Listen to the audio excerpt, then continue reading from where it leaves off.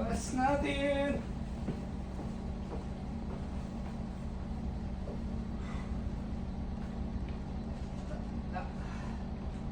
Alright.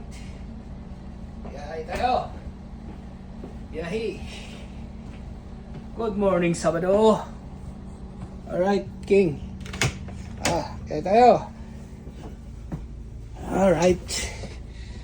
Alright. Anong oras natin? So 7 ng umaga. Alright.